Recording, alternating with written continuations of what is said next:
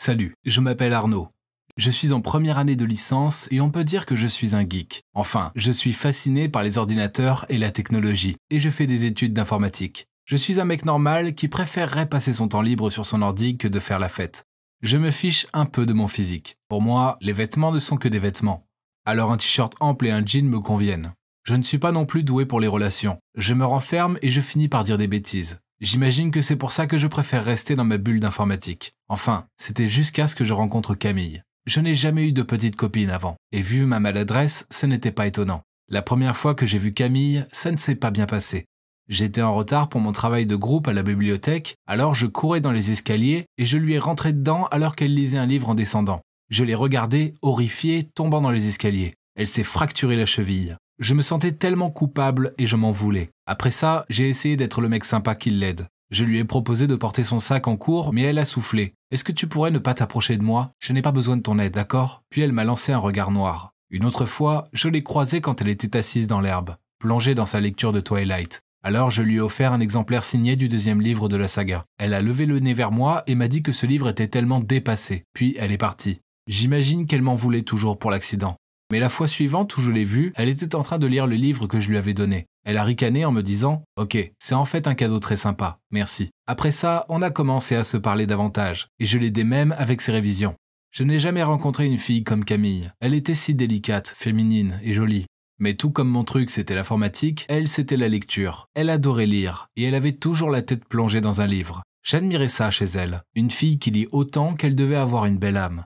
Je suis tombé amoureux d'elle, mais vu comme je suis maladroit, je ne pensais pas avoir une chance. Puis une fois, après l'avoir aidée à réviser, elle s'est penchée pour m'embrasser. Croyez-moi, personne n'a jamais été aussi choqué. Peu après ça, on est devenu officiellement un couple, et au début, tout se passait bien. Mais Camille s'est mise à devenir de plus en plus accro à la lecture. Elle adorait les romances, des classiques comme Orgueil et Préjugés, aux histoires plus modernes comme Nos étoiles contraires. Elle les adorait tous. Il y avait des jours où elle était tellement prise dans ces mondes imaginaires qu'elle lisait du soir jusqu'au matin, et elle manquait même la fac car ensuite elle était trop fatiguée pour y aller. On allait beaucoup à la bibliothèque pour réviser ensemble. Enfin, moi je révisais pendant qu'elle rêvassait en regardant par la fenêtre, perdue dans le monde imaginaire qui occupait ses pensées à ce moment-là. Et quand je l'appelais, elle ne répondait pas. Dès qu'elle avait fini un livre, elle était déprimée, comme si elle ne pouvait plus faire face à la réalité.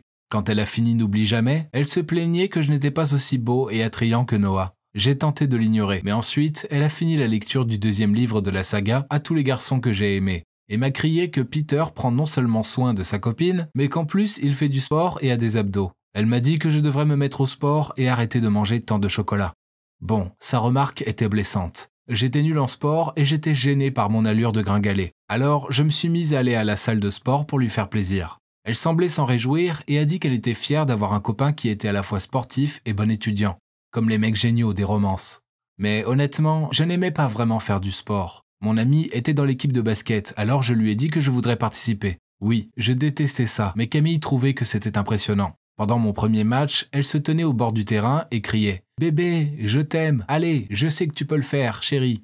Ah mon Dieu, quel embarras! Je savais qu'elle était très fière de me voir jouer au basket, alors ça me donnait de l'énergie et j'avais hâte de marquer. J'étais si anxieux que j'ai par erreur marqué dans le camp adverse. Soudainement, elle a crié de déception. « Oh non, Edward ne m'aurait jamais mise dans l'embarras comme ça !» C'est là que mes coéquipiers se sont tournés vers moi et ont rigolé de bon cœur, ce qui m'a vraiment gêné. J'ai lancé le ballon sur le terrain et je suis allé vers elle en demandant avec colère « C'est qui, Edward ?» Puis je suis parti en furie en la laissant là, interloquée. J'en avais marre d'être toujours comparé à un mec génial de son monde imaginaire et aussi de faire du sport. Je n'en pouvais plus. Plus je faisais du sport, plus je réalisais à quel point je détestais ça.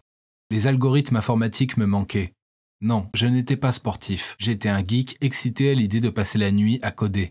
Ce week-end-là, elle voulait sûrement se racheter. Alors elle m'a demandé d'aller au cinéma avec elle pour voir une comédie romantique. J'étais un peu calmé, alors j'ai accepté. Je suis allé chez elle pour la chercher et mon téléphone a sonné. C'était Camille qui me disait qu'elle avait lu toute la journée et qu'elle était maintenant trop fatiguée pour sortir. En plus, elle était à un point clé du livre et c'était trop difficile de s'arrêter là. J'étais furieux et je suis parti chez moi en furie. Je trouvais que Camille préférait ses mecs imaginaires à moi, son vrai petit ami. Le lendemain matin, j'étais toujours en colère. Quand j'ai expliqué à Camille ce que je ressentais, elle s'est mise à pleurer puis m'a dit que c'était de ma faute de ne pas m'être occupé d'elle hier soir parce qu'elle avait dit qu'elle était fatiguée. Elle voulait un Apollon pour lui apporter à manger, la dorloter et s'occuper d'elle. Je ne revenais pas de ce qu'elle disait. Ce n'est pas parce que je n'étais pas aussi merveilleux qu'un personnage de fiction que je ne prenais pas soin d'elle. Comment osait-elle dire le contraire? Je sais que c'est dingue, mais le problème c'est que j'aime vraiment Camille. Alors je me suis dit que si elle voulait le mec parfait, je pouvais le devenir, non?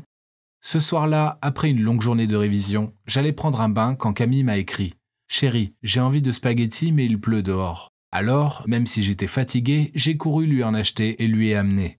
Vous auriez dû voir son visage, elle était super contente. La voir heureuse me faisait fondre. Tout était bien, sauf que j'ai fini par être malade. Bleu. Le lendemain, Camille est venue chez moi pour s'occuper de moi. Elle m'a fait de la soupe et m'a aidé à la boire. J'ai fini par m'endormir et quand je me suis réveillé, elle était partie. Ça ne m'inquiétait pas trop sur le moment, mais 3 jours plus tard, elle n'avait toujours pas répondu à mes appels et mes messages. Au final, elle a décroché et m'a dit que c'était parce qu'elle était en colère. Il se trouve qu'elle se prenait pour le personnage principal de la romance qu'elle était en train de lire. Dans cette histoire, quand le mec génial tombe malade et que sa chérie vient le voir pour lui donner à manger, il l'embrasse. Alors, elle s'attendait à ce que je fasse pareil, sauf que je me suis endormi. Je ne savais pas s'il fallait rire ou pleurer. C'était dingue. Comment pouvait-elle attendre que je sois romantique quand je tentais de ne pas vomir? On a décidé de se voir dans un café et je lui ai dit ce que je ressentais. Je ne peux plus continuer comme ça. Je ne suis pas un beau mec sportif, charmeur et combattant. Je suis juste un mec normal. Accepte-moi comme je suis ou c'est fini. Elle s'est excusée et s'est mise à pleurer. Elle m'a dit qu'elle se laissait emporter par les histoires de ses livres, mais qu'elle ferait de son mieux pour être une meilleure copine. Une semaine passa et Camille semblait un peu mieux. Puis, une fois quand on était devant la fac, elle m'a montré ce mec de 2e année et m'a dit qu'elle allait le laisser lui faire la cour, car dans toutes les romances, le personnage principal féminin a souvent 2 mecs qui se battent pour elle. Si je pouvais être meilleur que ce Zach, alors ça prouverait que je l'aimais. Sinon, ça voulait dire que je ne l'avais jamais vraiment aimé. Quoi? Je restais bouche bée. Elle allait vraiment trop loin cette fois. Je lui ai dit que je ne jouais plus à ces jeux stupides, puis je suis parti en furie. Le lendemain, je l'ai vu parler avec ce Zach. Ce qu'il lui disait la faisait rire, et elle enroulait ses cheveux autour de ses doigts en ricanant. Bien, non seulement ce mec était beau, mais il était aussi charmant. Il ressemblait à un héros galant, alors que moi j'étais plutôt comme les méchants. Le problème, c'est que j'aime toujours Camille. Comment puis-je lui faire comprendre que les romances ne sont rien d'autre que de la fiction? Et même si je ne suis pas un magnifique héros qui dépose des pétales de fleurs chez elle, je suis quand même un mec bien qui veut s'occuper d'elle. Salut, c'est de nouveau Arnaud, le mec qui adore l'informatique. Je suis venu vous raconter la suite de mon histoire. Voilà un petit récap. J'adore ma copine Camille, mais elle est accro aux romances. Parfois, elle fait comme si elle vivait dans l'un de ses romans, ce qui a conduit à des situations embarrassantes. Puis un jour, elle est allée trop loin en me disant qu'elle allait laisser ce beau mec Zach lui faire la cour. Apparemment, si je l'aimais, je me battrais pour elle et je gagnerais son cœur, tout comme les personnages de ses livres. J'ai ignoré Camille pendant une semaine entière après ça. Puis, je suis passé devant le terrain de basket et je l'ai vue. Elle regardait Zach jouer. Elle l'encourageait et criait de joie quand il marquait. Mon cœur fit un bond. Zach était si beau, alors que moi j'étais un geek gringalé avec les cheveux en bataille, de vieux vêtements et un ventre ballonné. J'étais pour sûr le perdant de ce duel. Je me sentais découragé et Camille me manquait beaucoup. Je me suis confié à ma sœur Paola. J'imagine que je m'attendais à ce qu'elle soit d'accord avec moi. Mais au lieu de ça, elle m'a conseillé de me ressaisir et d'agir. Si je voulais que Camille sorte de son monde imaginaire, alors je devais d'abord entrer dans son monde pour la reconquérir. Paola m'a dit que toutes les filles aiment les romances, et que Camille les aime plus que la normale. Alors, il fallait que je découvre pourquoi elle les adore en lisant moi-même. À ce moment-là, je la comprendrais et pourrais l'aider. Ok, je pense que le plan de Paola faisait sens. Mais honnêtement, j'étais un geek. Et maintenant, il fallait que je lise des livres à l'eau de rose. Mais bon, je ferai tout ce qu'il faut pour reconquérir Camille, car je l'aime vraiment. Camille avait laissé quelques livres chez moi, alors j'ai commencé à les lire. Je suis un mec logique, alors ça ne m'a pas pris longtemps pour comprendre le schéma de ces livres. Alors j'ai décidé de me servir de ces lectures pour devancer Zach et reconquérir le cœur de Camille. Donc j'ai monté un plan. La première leçon de ces livres semblait de toujours s'aimer soi d'abord pour que l'amour vienne ensuite. D'accord, donc peut-être que j'étais un peu négligé. J'imagine que je n'avais pas l'air d'un mec qui s'aime. Alors je suis allé chez le coiffeur, et au lieu de demander ma coupe habituelle « cours partout s'il vous plaît », j'ai cette fois demandé une coupe à la mode qui m'irait bien. Ensuite, j'ai demandé à Paola de venir faire du shopping avec moi, et elle a choisi quelques jeans chics et quelques jolis polos. Et maintenant, qui a dit que les geeks ne pouvaient pas être stylés? Pour finir, j'ai affronté ma némésis, le sport. Bref. Je savais que si je voulais avoir un corps musclé comme Zach, il fallait que je fasse du sport. Alors, je suis allé à la salle et j'ai commencé le jogging. Pendant les premières semaines, j'étais en sueur. Puis, je me suis amélioré et j'ai même fini par apprécier la course à pied. Une fois, je faisais mon jogging dans le parc quand j'ai vu Camille assise sur un banc en train de lire. Je courais juste devant elle et j'ai dit salut. Elle était tellement choquée quand elle a levé les yeux et m'a vu qu'elle a lâché son livre. En me baissant pour le ramasser, je me suis retourné exprès pour qu'elle puisse admirer mon nouveau fessier musclé. J'ai continué mon jogging, puis j'ai jeté un œil en arrière et je l'ai vu me regarder par-dessus son livre. Bingo! Et la deuxième leçon que j'ai apprise en lisant les romans à l'eau de rose, l'héroïne aime un mec avec qui elle a une connexion indéniable. Alors finalement, après 3 semaines sans message ni appel, je lui ai envoyé « Camille, je vais te dire que j'accepte ton défi et que je te prouverai mon amour. » Le lendemain, j'attendais devant la salle de Camille et je l'ai invitée à déjeuner. Malheureusement, Zach est arrivé et s'est invité aussi. À la cantine, j'ai invité Camille à s'asseoir et lui ai dit que j'irais lui choisir à manger. « Et moi, je lui apporterai, » dit Zach. « Et si on choisissait tous les deux à manger et Camille choisira ce qu'elle préfère manger ?» répondis-je. Inutile de dire que Camille était surexcitée. 2 mecs faisaient leur possible pour l'impressionner. C'était un rêve éveillé pour elle. Je savais à quel point Camille aimait les salades composées. Alors j'en ai pris une grosse portion pour elle, ainsi qu'un flapjack. Quant à Zach, il lui a pris des frites de poulet basiques et un énorme burger pour lui. Camille regardait les 2 plateaux, puis a directement choisi la salade composée. Bingo à nouveau. Mais le pauvre Zach paraissait si déçu que j'avais même de la peine pour lui. Enfin, presque. Et pour finir, la 3e leçon. Même si les mecs géniaux disent souvent des mots mielleux, ce n'est pas important. Ce qui rend vraiment l'héroïne heureuse, c'est le sentiment d'être unique, la seule dans le cœur de quelqu'un.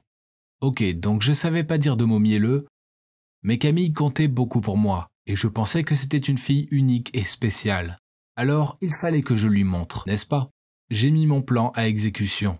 Je suis venu devant chez Camille, habillé sur mon 31 avec un énorme bouquet de fleurs. Camille a ouvert et paraissait confuse en prenant le bouquet. Je lui ai dit que je l'emmenais au cinéma, mais elle a rougi en répondant « Désolé Arnaud, j'y vais avec Zach, car j'avais déjà prévu de voir ce film avec lui. » J'étais dégoûté, mais je me suis forcé à sourire en répondant « Ah, d'accord, très bien. J'espère que tu passeras un bon moment. Je vais y aller avec un ami alors. » Mais je suis rentré chez moi, me suis changé et je suis parti courir. Oui, je sais, que m'arrive-t-il? Après ça, je me sentais toujours frustré, alors je suis allé un peu sur mon ordi, mais je n'arrivais pas à ne pas penser à Zach et Camille en train de partager du popcorn et se câliner. Je commençais à me dire que je perdais mon temps. Et peu importe ce que je faisais, Camille choisirait toujours un mec comme Zach comparé à moi. Soudainement, mon téléphone sonna. C'était Camille. Elle sanglotait en me demandant où j'étais. Elle voulait me voir. Sans même réfléchir, je me suis dépêché d'aller chez elle. Avant même de pouvoir lui demander ce qui se passait, elle a sauté dans mes bras et s'est mise à m'embrasser. Ok, c'était dingue et surprenant, mais c'était bon. Très très bon. Je lui ai fait un sandwich au fromage fondu, puis on s'est câliné sur le canapé. Elle m'a demandé « Tu m'as dit que tu étais allé au cinéma avec ton ami? Alors comment tu peux être ici avec moi ?» Je l'ai regardée en disant « Oui, c'est ce que j'ai dit, mais je ne voulais y aller qu'avec toi. » Elle a rigolé et m'a embrassé. Tout ça semblait irréel, et je m'inquiétais d'avoir tellement lu de romances que j'en faisais maintenant partie. Puis elle m'a dit qu'elle était allée au cinéma et que Zach n'était pas venu. Alors elle avait attendu pendant des heures, puis il lui avait envoyé un message en lui disant qu'il était à une fête et qu'il avait oublié d'annuler le rendez-vous. Ça prouvait que Zach se fichait d'elle, et elle a réalisé qu'elle ne l'aimait pas non plus. Elle m'aime moi, et il fallait qu'elle me voie immédiatement. Depuis, Camille ignore Zach. Elle s'est excusée auprès de moi pour tout ce qu'elle m'avait fait subir. Et m'a dit que gringalée ou pas, elle m'aimait inconditionnellement. Elle aussi a promis d'essayer de garder les pieds sur terre et de ne pas être aussi rêveuse, et de se souvenir de faire des pauses pour manger pendant ses marathons lecture. Je sais qu'elle adore la fiction, et je ne lui demanderai jamais d'arrêter de lire les livres qu'elle adore. Mais je lui ai demandé de moins lire. Elle lit maintenant 1 livre par semaine. Maintenant, les choses entre nous vont mieux que jamais. Elle était toujours rêveuse de temps en temps, surtout après avoir terminé un livre. Mais on réalise maintenant à quel point on s'aime et comme on n'aimerait pas être l'un sans l'autre. En plus, dès qu'elle devient déprimée après avoir fini un livre, je deviens encore plus romantique avec elle. Je lui achète des fleurs colorées, je l'emmène faire des pique-niques romantiques au parc et je lui apporte le petit déjeuner au lit avec des pancakes en forme de cœur. On se réserve aussi une soirée par mois pour une soirée fiction, où on fait tous les deux semblant d'être des personnages d'une romance. On s'amuse bien en fait, et Camille adore ça. Je suis peut-être un geek et Camille une dévoreuse de livres, mais ça ne veut pas dire que ça ne fonctionne pas entre nous. Le prince charmant ne doit pas galoper sur son cheval blanc avec une chevelure parfaite, non. Au lieu de ça, il peut être un simple geek sympa. Je m'appelle Faith, j'ai 16 ans, et ça a toujours été juste moi et ma mère. Je sais pas grand-chose sur mon père, en fait, je l'ai jamais rencontré. Tout ce que je sais, c'est que ma mère l'aimait vraiment. Quand elle lui a dit qu'elle était enceinte de moi, il a avoué qu'il était marié, puis il nous a abandonnés tous les deux. Maman a déménagé en banlieue et m'a élevée seule. J'adore danser, mais ma mère ne pouvait pas me payer des cours de danse. Alors, je me suis formée en regardant des vidéos en ligne. Maman adorait me regarder danser. Voir son regard si fier m'a rendue fière moi aussi. Puis, quelque chose de terrible est arrivé. Quand je suis arrivée au lycée, ma mère a eu un accident de voiture et elle est décédée. Alors, je suis allée vivre avec la sœur de ma mère, tante Carla. Puis, j'ai commencé ma nouvelle école. Tout était nouveau et étrange. En classe, mon professeur m'a dit de m'asseoir à côté de cette jolie fille appelée Anna. Je lui ai souri, mais elle s'est contentée de rire et de se moquer de mon sac à dos. Pendant le reste de la journée, Anna m'a fait des commentaires sarcastiques et tous ses amis m'ont regardée et ont ri. Je me suis sentie si seule. C'était horrible. Ce soir-là, j'ai essayé de me libérer de ma frustration par la danse. Ma tante est entrée et m'a vue tourner dans le salon. Elle semblait impressionnée et m'a dit qu'elle m'inscrirait au centre de danse de la ville. J'étais tellement contente, car cela signifiait que j'allais enfin avoir des leçons professionnelles. Lors de ma première séance, je suis entrée et j'ai vu Anna là-bas. Il s'est avéré qu'elle aussi était danseuse. En me voyant, elle m'a dit « Oh non, pas une autre loser !» Toutes les autres filles ont ri, mais j'ai fait de mon mieux pour l'ignorer, car j'étais là pour apprendre. J'ai remarqué que toutes les autres filles de l'école se réunissaient autour d'Anna et exécutaient ses moindres mots. Je n'étais pas sûre de savoir pourquoi. Avait-elle peur d'elle? Si une fille osait la remettre en question, elle disait des choses méchantes à son sujet. Une fois, je l'ai vue jeter le téléphone d'une fille dans la brousse, parce qu'elle a hésité quand Anna lui a demandé quelque chose. Ma vie à l'école s'est améliorée lorsque je me suis liée d'amitié avec cette fille, Mélanie. Un week-end, une des amies de Mélanie organisait une fête, alors elle m'a invitée aussi. Anna était également à la fête. Et elle n'a pas tardé à annoncer un battle de danse. Tout le monde a reculé, créant ainsi deux côtés et une piste au milieu. Puis la musique a commencé. Anna a commencé à danser en premier, et quand ce fut le tour de l'autre côté, tout le monde s'est regardé. Et soudain, Mélanie m'a poussée dans la piste. Au début, je suis restée là, confuse. Mais après avoir été acclamée par tous ceux qui étaient de mon côté, j'ai dansé. Tout le monde a applaudi, et Anna est partie en trombe. Après, des jeunes que je ne connaissais pas ont commencé à me parler. Je ne me sentais plus aussi nulle. Et c'était grâce à Mélanie, et à mon amour de la danse. Je suppose qu'Anna a vu que je lui volais la vedette. Et elle n'a pas aimé ça du tout. Alors, elle a commencé à me jouer de mauvais tours. Un jour, pendant un cours de basket, Anna et certaines de ses amies m'ont lancé un ballon en sortant des toilettes. Heureusement, Pierre, un mec vraiment mignon, a sauté et a attrapé la balle. Puis il m'a demandé si j'allais bien. J'ai regardé Anna. Elle était tellement en colère. Je me suis dit qu'elle avait probablement le béguin pour Pierre, comme la plupart des filles. Une fois l'école terminée, je suis allée sur le parking et j'ai trouvé mes 2 pneus de vélo crevés. J'ai commencé à paniquer, car je ne savais pas quoi faire. Puis Anna et ses amis sont passés devant. Elle avait le plus grand sourire. C'est alors que Pierre est venu à la rescousse.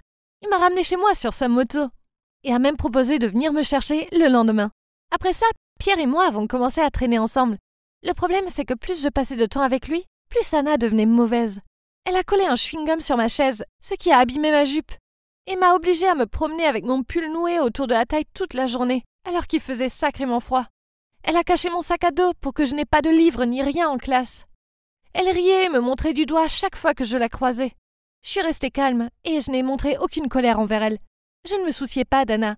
C'était juste une fille méchante et jalouse.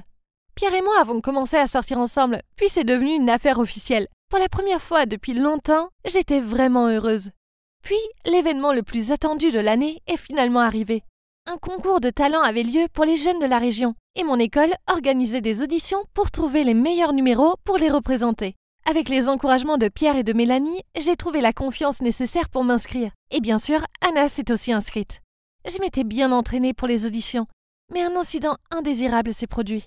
Vous savez quoi? Quelqu'un avait volé mes chaussures de danse juste avant mon tour. Ce jour-là, alors que je m'échauffais dans la loge derrière la scène, Pierre a appelé pour dire qu'il était dehors avec une boisson pour moi. « Tu es si gentil », j'ai dit à Pierre. Puis j'ai remarqué qu'Anna me souriait depuis la chaise d'à côté. Je l'ai ignoré et j'ai couru chercher ma boisson. Mais dès mon retour, je n'ai trouvé mes chaussures de danse nulle part. Paniquée, je les ai cherchées frénétiquement. Mais non, elles avaient disparu. Puis les juges ont appelé mon nom. Chaussures ou pas chaussures, ma performance devait avoir lieu. Alors, je suis allée là-bas, pieds nus, et j'ai commencé à danser. Quelques minutes plus tard, un des juges a arrêté la musique. J'ai cru qu'ils allaient me dire que je n'étais pas assez bonne. Mais non, ils ont plutôt demandé à Anna de me prêter des chaussures de danse. Inutile de dire qu'Anna avait l'air très agacée. Après la danse, j'ai rendu à Anna ses chaussures et lui ai dit « Merci ». Mais elle m'a grogné dessus, puis elle est partie en trombe. Je parie que c'est elle qui a volé mes chaussures. Bien que j'ai perdu mes chaussures de danse, j'ai obtenu la place pour le concours de talent. Inutile de dire qu'Anna était super furieuse. Pendant toute la semaine, elle n'a pas cessé de crier sur les gens. Je me sentais un peu mal pour ses amis proches. De toute façon, ce n'était pas mes affaires. Je n'ai pas eu le temps de penser à elle. J'avais besoin de préparer ma performance. Pendant les semaines suivantes, je me suis entraînée chaque fois que j'ai pu. Pierre m'a beaucoup soutenue et m'a aidée du mieux qu'il a pu. Finalement, le jour du concours est arrivé. Alors nous avons pris le bus pour y aller. Anna et son amie se sont assises dans la même rangée que nous. Elle a essayé de flirter avec Pierre, même s'il ne se souciait pas du tout d'elle. Et quand le bus a tourné au coin de la rue, elle a même fait semblant de tomber sur les genoux de Pierre, puis a touché sa poitrine. C'est de l'effronterie. Quand nous sommes arrivés, il y avait tellement de monde avec des tas de jeunes d'autres écoles. J'ai commencé à trembler, et j'ai fait de mon mieux pour contrôler ma respiration. Il y a eu au total 15 performances sélectionnées pour la finale. Et tous les participants étaient très talentueux. Après la cérémonie de bienvenue et des présentations, les performances ont commencé. Nerveusement, j'étais la dernière concurrente. En entrant sur scène, j'ai salué le public et j'ai commencé. La performance se déroulait bien, vraiment bien. Puis soudain, obscurité. Tout le monde était bruyant et je suis restée là, immobile et déconcertée. Les gens disaient que quelqu'un avait dû faire quelque chose avec les lignes électriques et avait causé une coupure de courant. J'étais très confuse et je ne savais pas quoi faire. Puis soudainement, environ 3 minutes plus tard, les phares de 2 voitures ont brillé de chaque côté de la scène, m'éclairant. Puis j'ai vu que Pierre, Mélanie et certains de leurs amis étaient venus dans les voitures. Soudain, Pierre a couru vers la scène et a porté un mini haut-parleur de traction. Et la musique a repris. Tout le public était silencieux et retenait son souffle. La musique était plus calme, mais comme tout le monde me regardait maintenant en silence, j'ai continué ma danse.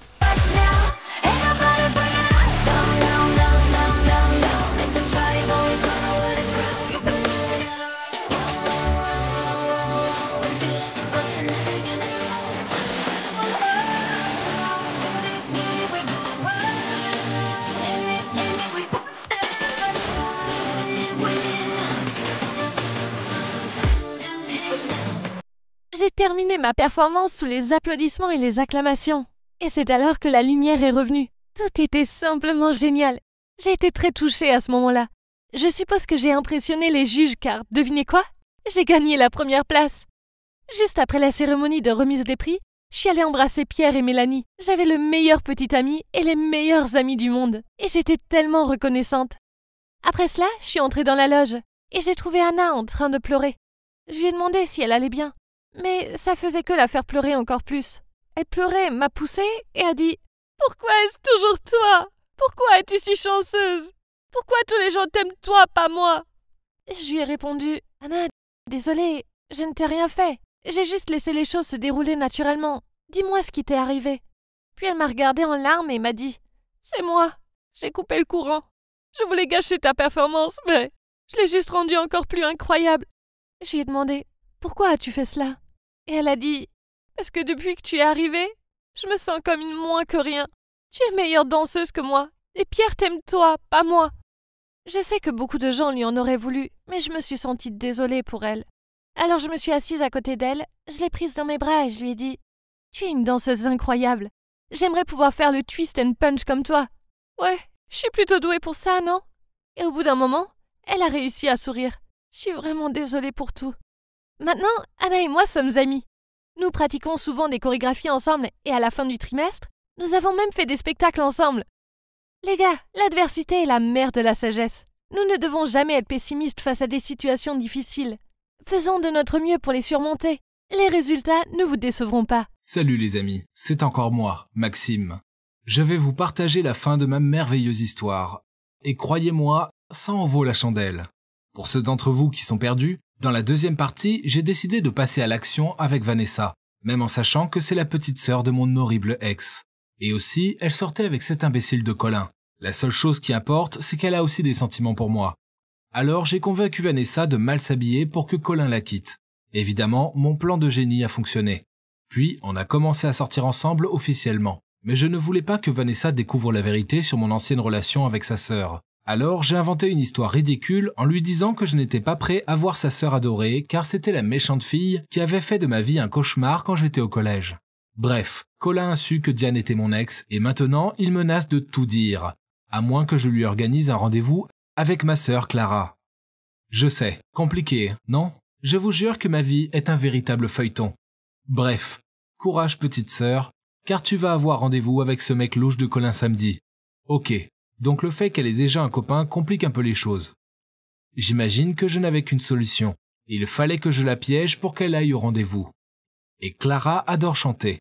Mais enfin, elle n'a pas l'oreille musicale. Mais elle se prend pour quelqu'un comme Katy Perry.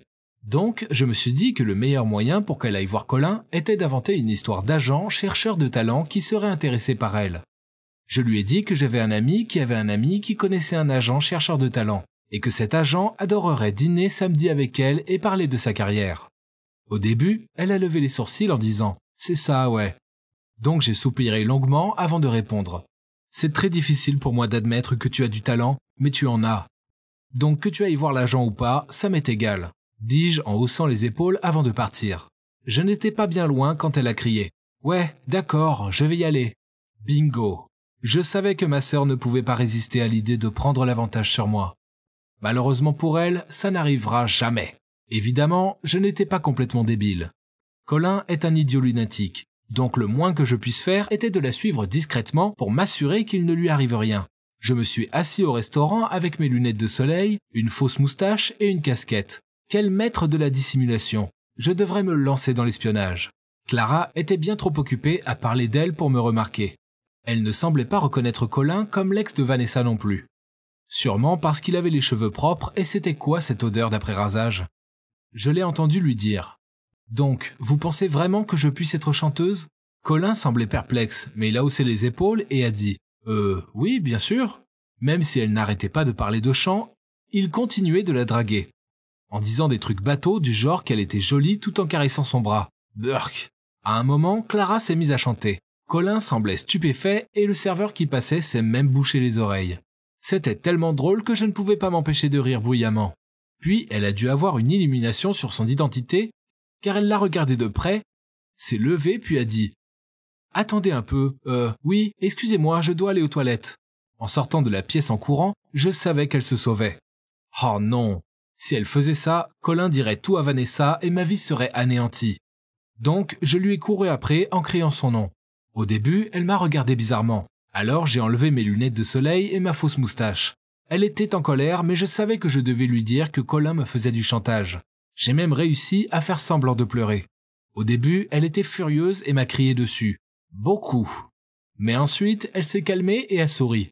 Oh oh, ce sourire n'annonçait rien de bon. Elle m'a dit « Ok, j'y retourne, mais tu devras faire tout ce que je dis. » Pendant tout le mois. Je n'aimais pas du tout ça, mais je n'avais pas le choix. Alors j'ai accepté. Elle est retournée à l'intérieur et le rendez-vous semblait bien se passer. Le problème, c'était que maintenant, je n'avais plus à me soucier de Colin, mais de ma sœur. Pourquoi est-ce que je me retrouve dans ce genre de situation? Est-ce que c'est le karma qui se venge pour avoir plaisanté avec tous ces couples? Je devais faire toutes les corvées de Clara, y compris passer le week-end à la maison pour garder la fille des voisins. Ah. Puis j'ai dû envoyer un message à son copain en m'excusant pour la blague de la Saint-Valentin. Petit rappel, c'était avec ma vitesse légendaire et beaucoup de scotch. Mais ça devenait de plus en plus bizarre, car Colin semblait totalement fou de ma sœur. Il lui envoyait des fleurs, puis il lui a envoyé un immense ours en peluche, et il a même envoyé des messages pour m'assurer qu'il ne lui ferait jamais de mal. Ok, c'était bizarre. On aurait dit que ma sœur avait adouci l'ancien Colin bagarreur. Le truc, c'est qu'elle jetait ses fleurs, elle a donné l'ours en peluche à la fille des voisins, et puis il était clair qu'elle ne l'aimait pas. Waouh! L'amour peut vraiment faire des dégâts, même à quelqu'un comme Colin. J'imagine qu'il aimait sa froideur envers lui. J'imagine que c'est beaucoup plus un défi que d'être avec quelqu'un d'adorable comme Vanessa. Clara avait commencé à vendre des gâteaux faits maison, vous savez, des cookies et tout ça. Ils étaient durs, brûlés et pas appétissants, mais les gens semblaient les acheter. Alors devinez qui elle a déniché pour faire la livraison? Ah, quelle plaie! Pire encore, un jour j'avais un rendez-vous avec Vanessa. Mais non, il fallait que je livre ces cookies immangeables. Vu comme je suis futé, j'ai trouvé un moyen de m'en sortir. Donc je suis allé chercher Vanessa à la bibliothèque, puis je suis allé faire la livraison. Le plan était de les livrer aussi vite que possible pour pouvoir passer la soirée avec Vanessa. Vanessa s'en fichait. En fait, elle trouvait ça mignon que j'aide Clara. Ah! On est allé à l'adresse de livraison et c'était un salon de manucure. J'ai laissé Vanessa dans la voiture pour courir à l'intérieur. Puis j'ai vu qui était la cliente et oh my god! Juste devant moi se trouvait Diane. Quel choc! J'étais si surpris que j'ai fait tomber la livraison. J'ai marmonné quelque chose en disant que ma sœur la rembourserait, puis je suis parti. Elle m'a pris le bras et m'a dit qu'elle voulait s'excuser sincèrement de m'avoir trompé. Ce n'était pas le moment. C'était gênant. J'ai essayé de retirer mon bras, mais elle s'accrochait. Puis Vanessa est soudainement entrée. J'imagine qu'elle nous avait vus par la vitrine. Elle a crié « Diane, qu'est-ce que tu fais? Laisse-le! Arrête d'être si méchante! Je ne voulais pas croire que tu l'embêtais au collège, mais j'ai la preuve maintenant. » Diane paraissait perplexe en répondant « Qu'est-ce que tu fais là? Et comment ça l'embêter ?» Elle se criait dessus sans comprendre pendant un moment jusqu'à ce que Diane lâche. « C'est mon ex !» Et voilà que deux femmes en colère me regardaient en attendant une explication. Ce serait le moment idéal pour se faire enlever par un alien. Mais je n'ai pas eu cette chance. J'avais des choses à expliquer, alors on est allé dans le café d'à côté et j'ai avoué que Diane était bien mon ex. Mais je l'avais seulement su après être sorti avec Vanessa. Donc j'avais menti car je ne savais pas comment gérer cette situation gênante. Je les ai suppliés de me pardonner. J'avais si peur que je ne quittais pas les yeux de la table. Mais ensuite, j'ai entendu des rires. Diane s'est mise à rigoler. C'est la chose la plus stupide que j'ai entendue. Oh là là, Maxime. Vanessa a ajouté. D'accord, ça fait sens puisque c'est aussi lui qui a trouvé le plan ridicule de rompre avec mon ex en faisant semblant d'être moche. Il a vraiment un talent particulier pour résoudre les problèmes. Ok, donc je ne pensais pas du tout qu'elle trouverait ça drôle. Mais au moins, elle ne m'en voulait pas. Au final, j'ai eu les excuses de Diane et tout va bien maintenant. Je peux sortir avec Vanessa librement aussi. Il se trouve que la vie est beaucoup plus simple quand on ne s'enfonce pas dans des mensonges. Quant à Colin, eh bien, il n'embête plus Vanessa, car il court toujours après ma sœur. Je pense qu'il peut avoir sa chance avec elle, car elle a rompu avec son copain, car cet imbécile lui posait tout le temps des lapins pour sortir avec ses amis.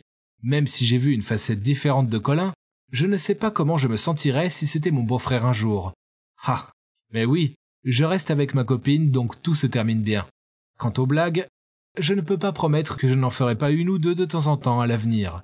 Mais je promets de ne plus jamais m'en prendre au couple amoureux. J'ai appris la leçon. Salut tout le monde, c'est encore moi, Emma. Je vous ai raconté comment mon père nous a abandonnés, ma mère et moi, quand j'étais enfant, pour aller vivre avec sa maîtresse. Et cela m'a amené à ne jamais vouloir sortir avec des mecs. Mais ensuite, j'ai rencontré Martin et nous nous sommes fiancés. Rencontrer sa mère a été un grand choc, parce qu'elle n'était autre que la maîtresse de mon père depuis toutes ces années. Je ne pouvais pas le supporter et j'ai décidé de me venger. D'abord, j'ai commencé à travailler dans son entreprise et puis j'ai remarqué qu'elle avait le béguin pour Samuel, le chef du département de conception de logiciels. Alors j'ai décidé de le lui voler. Et vous ne croirez pas ce qui s'est passé ensuite. Un vendredi soir, après le départ de tout le monde, j'ai remarqué que Samuel travaillait toujours. Je lui ai fait une tasse de café et lui ai demandé comment se passait la proposition sur laquelle il travaillait. Nous avons eu une discussion assez agréable et j'ai essayé de flirter avec lui. Je ne vais pas mentir, j'ai commencé à comprendre pourquoi Sacha avait un faible pour lui. C'était vraiment un type sympa. J'y ai même donné mon numéro et lui ai dit que s'il avait besoin d'aide pour sa proposition, il n'avait qu'à m'appeler. Mais nous n'avons pas pu discuter longtemps, car Martin m'a soudainement appelé pour me dire qu'il m'attendait dehors. Quand je suis descendue, il était habillé d'une belle chemise et m'a dit qu'il voulait m'emmener dans notre restaurant préféré. J'ai été assez surprise car ça faisait longtemps que nous n'avions pas eu de rendez-vous spontané. Nous étions tous les deux très occupés ces derniers temps. J'ai commandé ma soupe de ramen préférée. Puis j'ai demandé à Martin de manière taquine « En quelle occasion? Tu m'as pas emmené au restaurant depuis des lustres ?» J'ai attendu qu'il me réponde et il n'a pas voulu me regarder. J'ai commencé à paniquer, je lui ai demandé « Martin, qu'est-ce qu'il y a? Il y a un problème ?» Puis il m'a dit qu'il venait d'être affecté à la gestion d'un grand projet à New York. Il m'a dit qu'il devait s'y rendre en avion la semaine suivante et que le projet devait durer 3 mois. Mais il a dit qu'il reviendrait tous les week-ends pour me voir et que ce n'était que temporaire. Je ne pouvais même pas répondre. Je le fixais juste avec une nouille qui sortait de ma bouche. Mon cœur faisait des sauts périlleux. Martin s'est mis à rire et a dit Regarde-toi, Emma, ta bouche est si grande ouverte que tu baffes complètement. Arrête, je reviendrai tous les week-ends. Pauvre Martin, il ne savait pas à quoi je pensais à ce moment. Cette coïncidence était un ingrédient parfait pour ma recette de vengeance. Parce que maintenant je pouvais me venger de sa mère sans qu'il le sache. Martin n'avait aucune idée de ce que je faisais. Et je me sentais un peu mal. Il m'aimait vraiment. Et je ne voulais pas le blesser en faisant ça à sa mère. Mais je devais le faire. Il fallait que je me venge. Rien d'autre n'avait d'importance. Plus tard dans la nuit, nous avons regardé un film ensemble au lit. Et à la fin du film, Martin a dit qu'il était épuisé et qu'il voulait aller dormir. Mais mon téléphone a sonné à ce moment-là. C'était un SMS de Samuel. Je ne voulais pas que Martin le voie. Alors je suis allée dans la salle de bain avec mon téléphone pour lui répondre.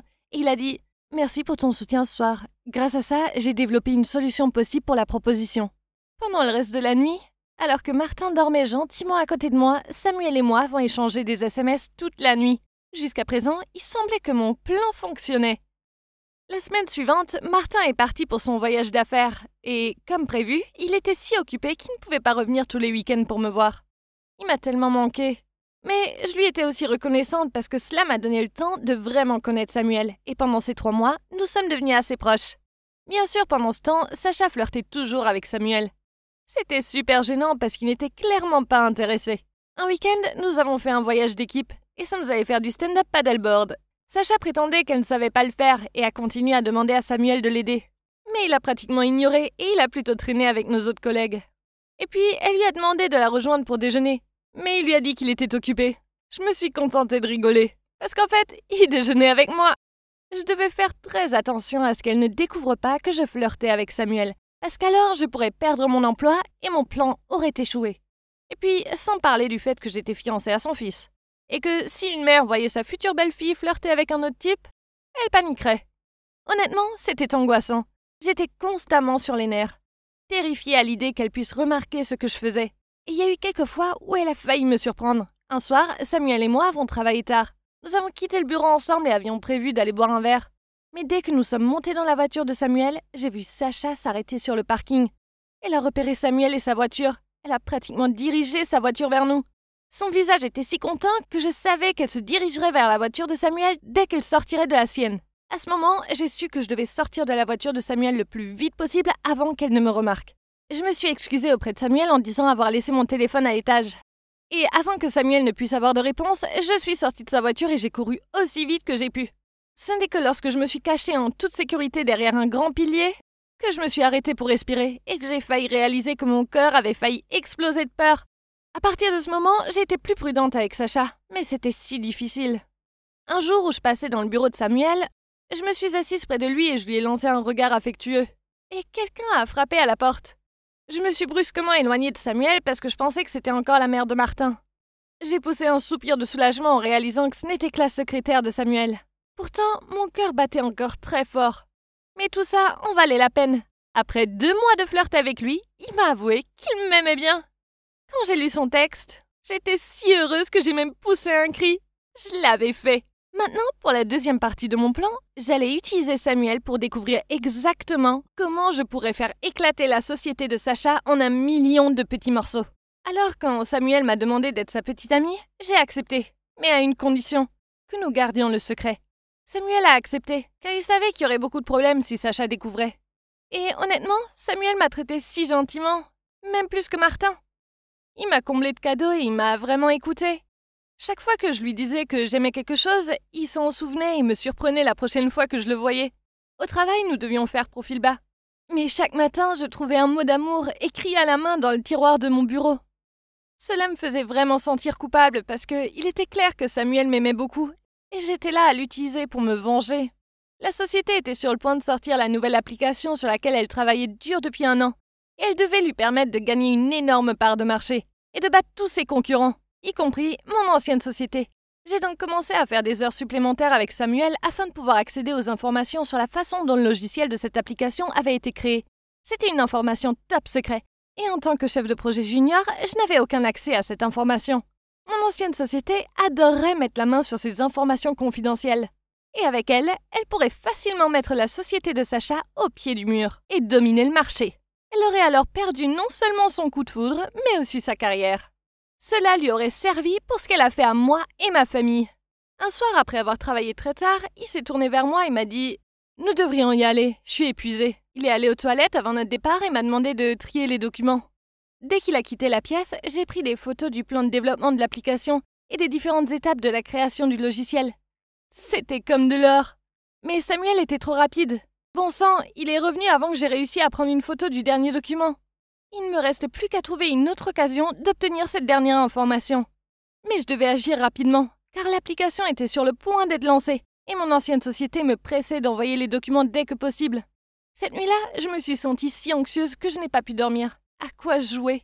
Je veux dire, bien sûr que je voulais me venger de Sacha, elle le méritait. Mais cela allait écraser Martin, que j'aimais vraiment. Et ensuite, qu'en est-il de Samuel? Il m'aimait tellement et n'avait aucune idée que je me servais de lui. Il serait dévasté s'il le découvrait. Comment étais-je passée d'une fille célibataire indépendante sans intérêt pour les mecs au genre de fille joueuse? Je ne pouvais pas m'empêcher de penser à tout ça. Mais je devais me concentrer. Le plan de vengeance devait aller de l'avant. Le lendemain matin, je me suis réveillée épuisée. Mais heureusement, c'était le week-end. Je m'étais arrangée pour me rendre chez Samuel pour essayer de mettre la main sur ce dernier document. Mais malheureusement, Samuel n'était pas intéressé par le travail. Il m'a dit que c'était le week-end et qu'il voulait juste se détendre avec moi. Il a alors suggéré de louer des vélos et de traverser le Golden Gate Bridge à vélo et de faire un pique-nique pour regarder le coucher de soleil. Waouh! Ça a fini par être la meilleure journée de tous les temps. Je me sentais si heureuse et je n'avais pas réalisé à quel point Samuel pouvait être drôle. Nous avons ri sans arrêt et je ne voulais pas que la journée se termine. Nous sommes embrassés sous le coucher du soleil. C'était tellement romantique. Mais je ne savais pas ce qui m'attendait à la maison. Salut tout le monde, c'est encore Emma. Je vais partager avec vous la dernière partie de mon histoire et croyez-moi, vous ne voudrez pas la manquer. Dans la deuxième partie de mon histoire, mon plan de vengeance a vraiment commencé. Martin est parti travailler à New York pendant 3 mois et j'ai réussi à séduire Samuel. Maintenant, nous sortons ensemble et j'ai presque toutes les infos dont j'ai besoin pour faire s'effondrer la société de Sacha. Mais après une journée incroyable avec Samuel, je suis rentrée à la maison et vous ne croirez pas ce qui m'attendait. Martin était là. Il était assis dans mon salon et il avait l'air tellement en colère. Il avait pris l'avion pour rentrer cet après-midi-là et il avait hâte de passer le week-end avec moi. Mais quand il est arrivé pour me faire une surprise, je n'étais pas là. Il était sur le point de m'appeler pour me demander où j'étais quand il a reçu une photo de son ami. C'était de moi et Samuel.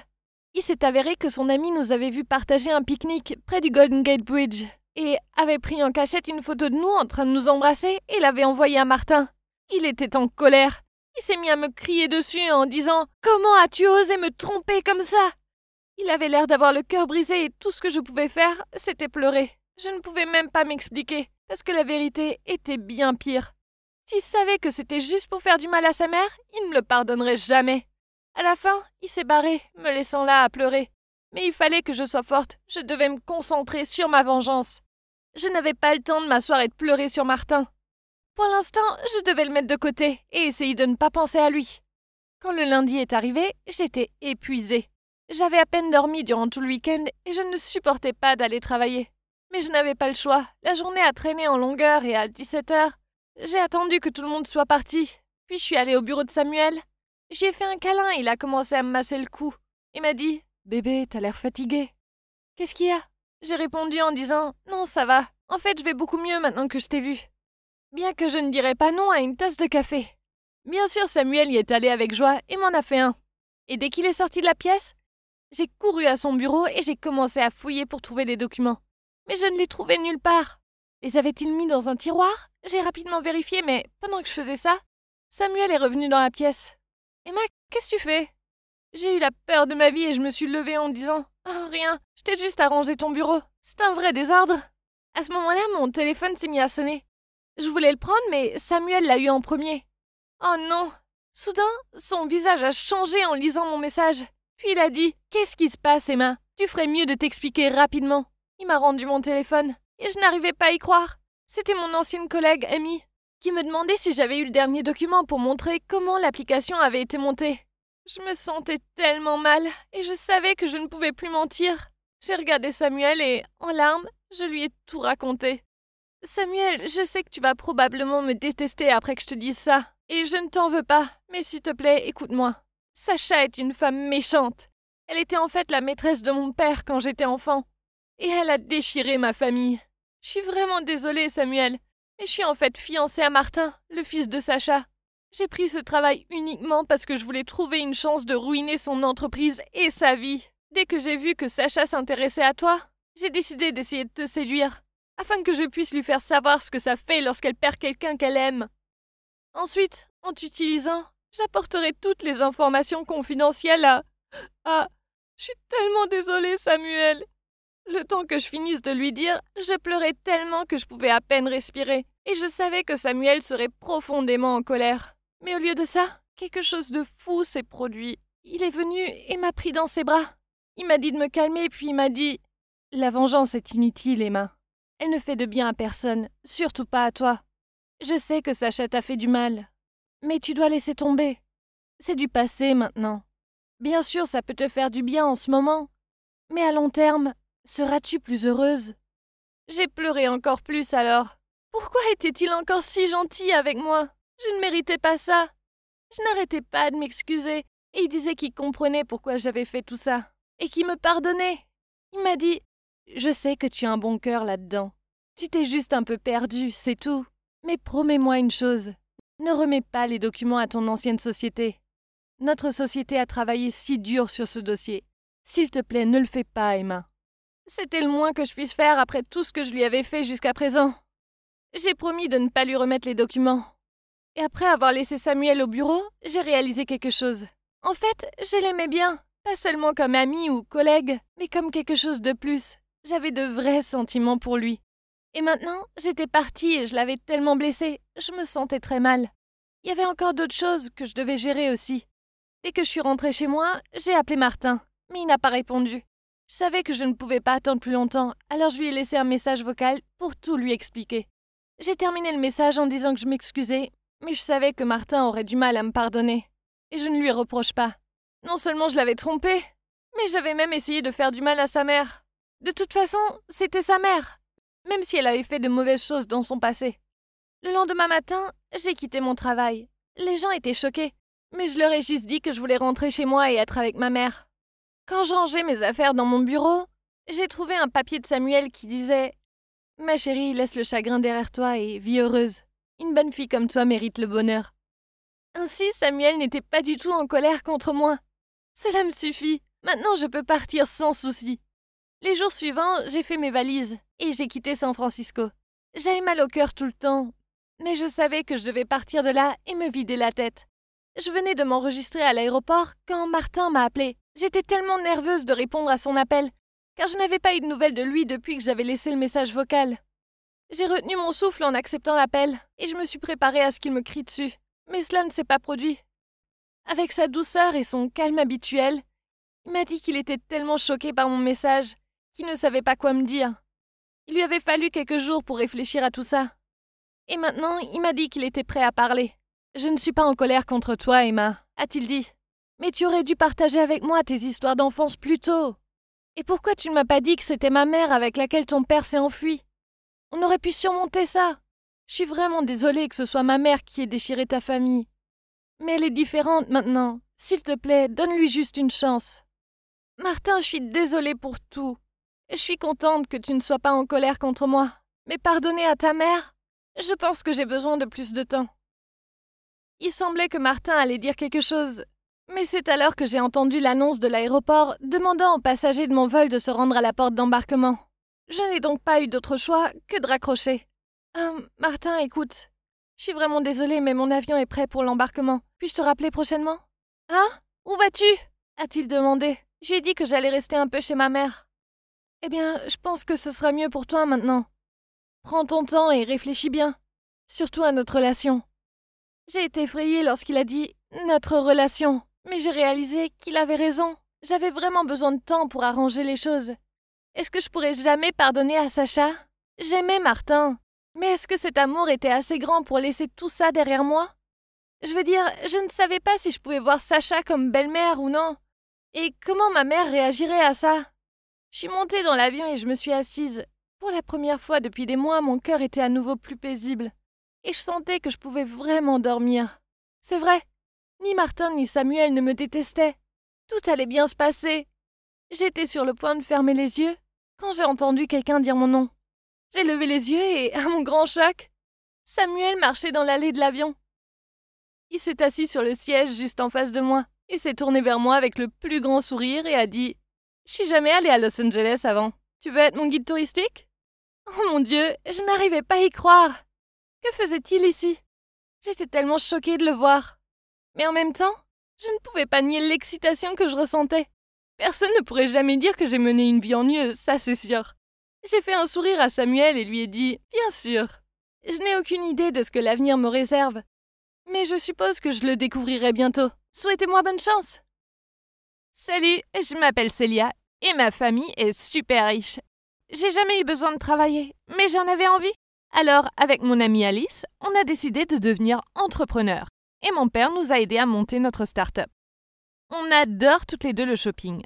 Alors on a créé une superbe application qui aide à choisir les dernières tendances selon ta morphologie. Contrairement à mes amis, j'étais célibataire, mais je m'en fichais. En fait, j'adore me sentir libre.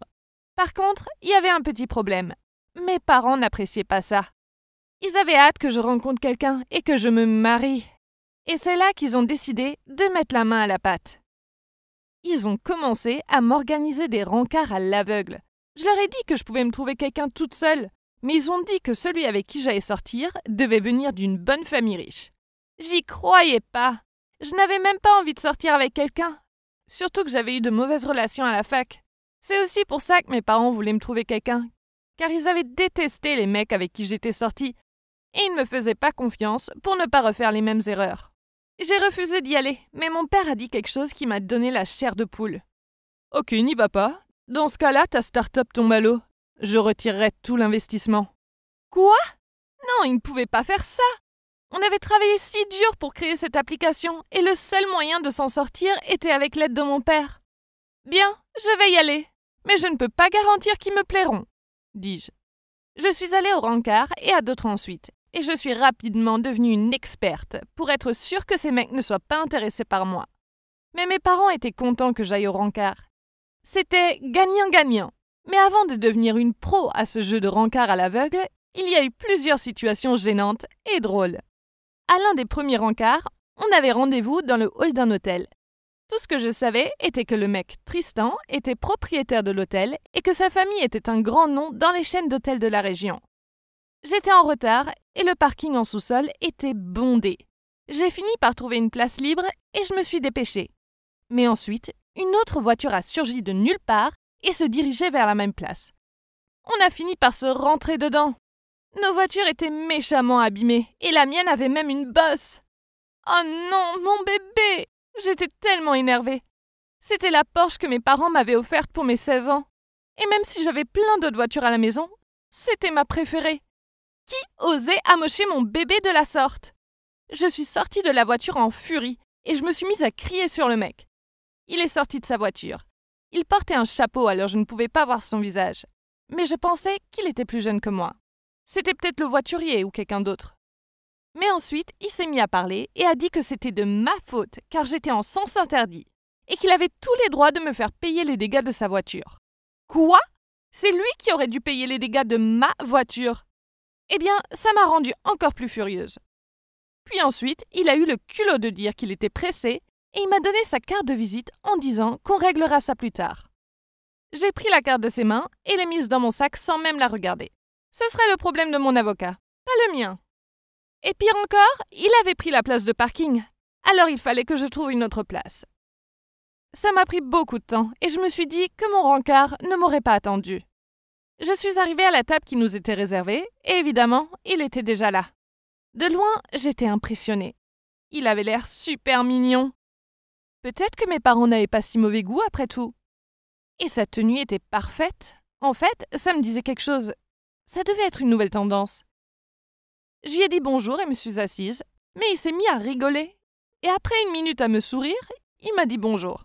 Puis il a commencé par se présenter et j'ai compris qui c'était. C'était le mec qui venait de me rentrer dedans sur le parking. Oh mon Dieu, comment est-ce possible? C'était trop gênant. J'ai fait mine de chercher quelque chose dans mon sac, puis j'ai jeté un œil sur sa carte de visite. Ouais, il était écrit directeur général. Oh mince, j'ai été maudite. J'ai fait de mon mieux pour faire comme si de rien n'était. Et, enfin peut-être qu'il ne m'avait pas reconnue. n'importe quoi. Bien sûr qu'il m'a reconnu. Et au fil du rencard, il n'arrêtait pas de me taquiner sur ça en disant que la place de parking était réservée au personnel. J'étais un peu dégoûtée. Il était super mignon et j'avais ruiné toutes mes chances. Je me sentais mal d'avoir fait mauvaise impression et je l'ai supplié de ne rien dire à mes parents. Il a accepté en disant que ce serait notre petit secret et après, ça s'est mieux passé. On est même devenus assez proches et de très bons amis. Vous vous demandez sûrement pourquoi ça n'a pas marché. Eh bien en fait, il est gay. Et il me faisait assez confiance pour me l'avouer. On est si proches que ça. Il ne l'avait même pas encore dit à ses parents. Et c'est pour ça que les rencarts à l'aveugle sont aussi horribles pour lui que pour moi. Alors c'est lui qui m'a donné l'idée de me comporter comme une garce pour que les mecs des rencarts ne soient pas intéressés. Tout ça grâce à notre propre rencard. Depuis, dès que j'ai un rendez-vous à l'aveugle, j'arrive en retard de plein gré pour donner la pire impression possible. Je porte une tenue de garce, une chemise noire large avec un jean troué et des baskets sales. Et évidemment, je mâche toujours un chewing-gum en m'assurant d'avoir l'air ennuyé à chaque instant. Ça rendait les mecs riches dingues et aucun n'a proposé de deuxième rendez-vous avec moi. Mais un jour, ça s'est pas passé comme prévu. Le mec avec qui j'étais en rencard, Corentin, a compris mon jeu et a même eu le culot de me demander à quoi je jouais. Ça m'a rendue folle et c'était le pire rencard. Mais il a dit à ses parents que ça s'était bien passé et qu'il voulait me voir à nouveau. Il voulait sûrement qu'on se batte. Puisque c'était le seul que j'avais vu en rendez-vous qui avait émis un avis positif, mes parents étaient super contents de l'entendre et ils m'ont fait continuer à le voir. Sans ça, ils ont dit qu'ils prendraient mes voitures et bloqueraient mes cartes de crédit. Je ne le supportais pas. C'était le bad boy typique, un peu joueur, qui pensait que le monde était à ses pieds. Il ne travaillait même pas. Son père venait de lui offrir un poste dans l'entreprise familiale. Quel pourri gâté! Et on n'était même pas en rencard. Il m'appelait seulement quand il voulait que je l'accompagne, comme si j'étais un accessoire. C'était tellement une perte de temps. Mais que pouvais-je faire d'autre? Un jour, on était au club de country pour fêter les 60 ans de son père. C'était si ennuyeux que je suis sortie un moment. Il m'a vu jouer sur mon téléphone et il me l'a littéralement pris des mains en me taquinant. Il pensait que c'était drôle, jusqu'à ce qu'il voyait que j'avais envoyé des messages à Tristan. Soudainement, il parut distant. Puis il a demandé si j'étais proche de lui. Je n'ai même pas eu le temps de répondre. Il m'a rendu le téléphone et m'a laissé là. Je ne comprenais pas. Il était jaloux ou quoi? Après ça, il a disparu pendant quelques semaines, ce qui était bizarre, car normalement, il était avec moi tout le temps. Mes parents étaient inquiets, et ils m'ont forcé à aller voir s'il allait bien. Pourquoi est-il si pénible? Je ne voulais pas y aller, mais je le devais. Je suis allée chez lui, et l'appartement sentait l'alcool. J'ai marmonné d'agacement. « Hey, t'es alcoolique ou quoi? Je pensais que t'étais malade, mais d'accord, je comprends. » Puis il a dit « Tout ça, c'est à cause de toi. » J'étais perplexe. Qu'avais-je fait? J'allais partir quand j'ai remarqué quelque chose. C'était une photo chiffonnée de Tristan et Corentin. Oh mon Dieu! J'hallucine ou quoi? Je l'ai ramassée. Corentin a levé les yeux et a soupiré. Après un long silence gênant, Corentin m'a dit que Tristan était son ex. Quoi? Alors Corentin était gay aussi. Ils ont rompu. Ils avaient prévu de s'enfuir ensemble car aucun d'eux n'était assez courageux pour l'avouer à ses parents. Mais ensuite Corentin avait annulé le plan quand son père lui a proposé un poste dans son entreprise et un gros héritage. Il ne pouvait pas laisser passer ça. Tristan avait été blessé car Corentin avait préféré l'argent à leur relation. Ça fait 2 ans depuis et Corentin regrette beaucoup. Mais Tristan ne lui donne plus de nouvelles. C'est là que Corentin m'a demandé de l'aider à reparler à Tristan. Oh mon Dieu! Je ne sais pas si je devrais le faire, car je ne veux pas que Tristan sorte à nouveau avec un bad boy. Et en plus, peut-être que Tristan va penser que je prends parti pour Corentin et ne plus me parler non plus. Mais si Corentin avait vraiment changé? Alors, dans la première partie de mon histoire, mes parents m'ont organisé des rendez-vous à l'aveugle. D'abord, il y a eu Tristan, qui s'est avéré être gay. Alors, ça n'a pas fonctionné. Puis j'ai rencontré Corentin, qui était quasiment mon pire ennemi. On se détestait, mais il me faisait toujours venir au rendez-vous avec lui, et il se trouve qu'il était gay aussi, et que Tristan était en fait son ex. Corentin m'a supplié de l'aider à récupérer Tristan. Alors voyons la réaction de Tristan. J'ai décidé de demander l'air de rien à Tristan de me parler de ses anciennes relations et tout, pour voir s'il allait parler de Corentin. Il a dit qu'il avait été horriblement trahi par son ex et qu'il ne lui avait toujours pas pardonné. Aucun doute, il parlait de Corentin. Je ne savais pas quoi faire. Ça me rendait triste de les voir souffrir tous les deux. De voir à quel point Corentin souhaitait désespérément que Tristan revienne m'a fait comprendre qu'il avait changé. S'il lui laissait une dernière chance, il ne risquerait pas de perdre Tristan une deuxième fois. Alors j'ai décidé de les aider à se remettre ensemble. J'en ai d'abord parlé à Corentin et je ne l'ai jamais vu si heureux. Après ça, on a commencé à bien s'entendre, car on n'avait plus à faire semblant d'être en rencard. On pouvait juste être nous-mêmes. Et devinez quoi? Il n'est pas si mauvais que ça. En fait, il est comme moi. Il doit supporter que ses parents organisent des rencarts stupides. Il a même dit à mes parents que j'étais une fille géniale. Et après ça, mes parents commençaient à mieux me respecter. Le seul truc, c'est que je ne pouvais pas parler de mon plan à Tristan. En fait, Tristan ne savait même pas que je connaissais Corentin. Mais vu comme Tristan parlait de Corentin, je savais qu'il avait encore des sentiments pour lui aussi. Alors tout ce que j'avais à faire était de leur organiser un rencard et laisser le destin faire le reste. J'ai demandé à Tristan de dîner avec moi et j'ai dit à Corentin de se pointer plus tard discrètement. Mais dès que Tristan a vu Corentin, il est devenu tout rouge et en un instant, il est devenu furieux. Il s'est levé et s'est mis à nous crier dessus et a même écarté Corentin de son passage en partant en furie. Tout le monde dans le restaurant nous dévisageait. Et j'ai même entendu un vieux couple qui murmurait que c'était évident que je voyais les deux en même temps et que je venais de me faire prendre. Quel embarras! Tristan m'en a beaucoup voulu après ça. J'ai donc dû essayer de me faire pardonner tout en essayant de le convaincre de laisser une autre chance à Corentin. Je savais que Tristan était un bec sucré. Alors je me suis mise à lui faire des cupcakes et des cookies et je l'ai laissé devant sa porte. Il n'ouvrait jamais. Peu importe combien de fois je frappais. Et une fois, je lui ai laissé un gâteau à étage au chocolat devant la porte et j'ai entendu une discussion de ses voisins. L'un d'eux disait « Oh, quand est-ce qu'elle va arrêter? Quelle croqueuse de diamants désespérée !» Puis l'autre me regardait et secouait la tête en disant « Vraiment, aucune dignité. Quel genre de fille court après un mec comme ça ?» J'étais très gênée. J'ai réalisé à quel point je passais pour une fille accro. Alors j'ai couru à ma voiture, mais avant de monter, Tristan est venu en courant. Il avait aussi entendu les voisins et il a réalisé à quel point j'avais fait des efforts. Il m'a dit « Célia, arrête. Tu essaies d'arranger les choses, mais ça n'a jamais été de ta faute. » Eh bien, au moins il me parlait à nouveau. Je lui ai dit que j'étais désolée et que ça me manquait de traîner avec lui. Alors il a dit qu'il me pardonnait, mais qu'il voulait une dernière chose. Je lui ai répondu avec un immense sourire. « Bien sûr, tout ce que tu voudras, Tristan. Je suis toute à toi aujourd'hui. Ok, alors, allons au parc d'attractions. Ça fait longtemps et j'ai besoin d'évacuer tout stress, dit-il.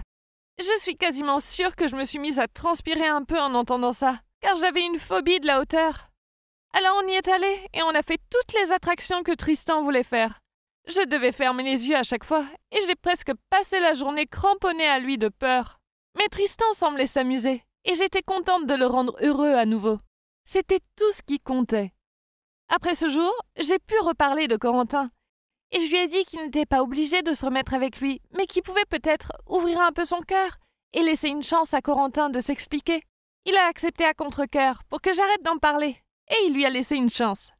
Enfin, pas vraiment une chance, mais il a gardé les cadeaux que Corentin lui avait envoyés, au lieu de les retourner, et il a débloqué son numéro.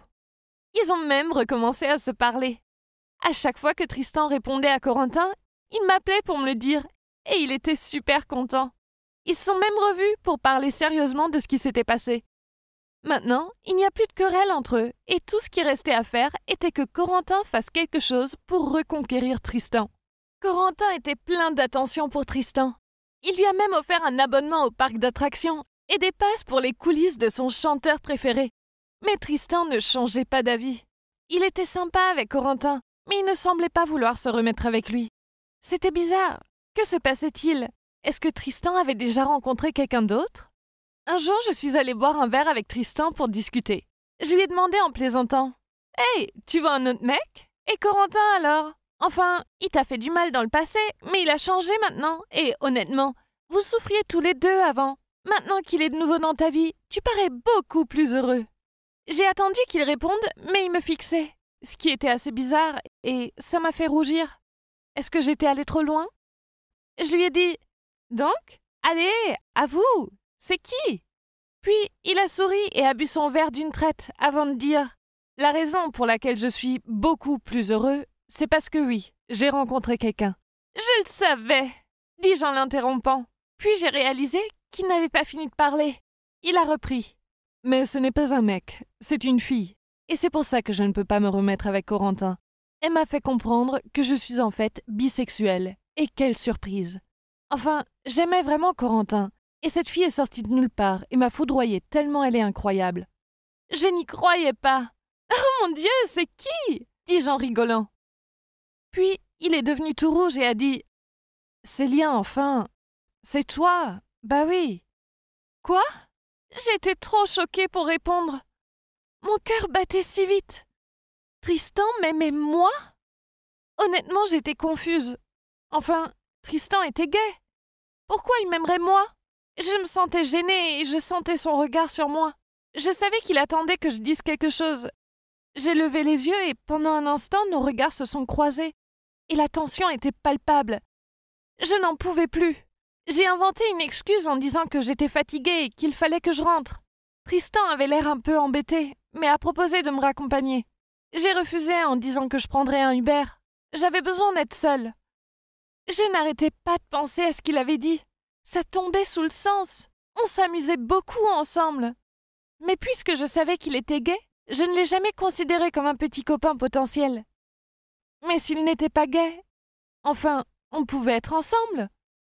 Plus j'y pensais, plus je réalisais que je l'appréciais aussi.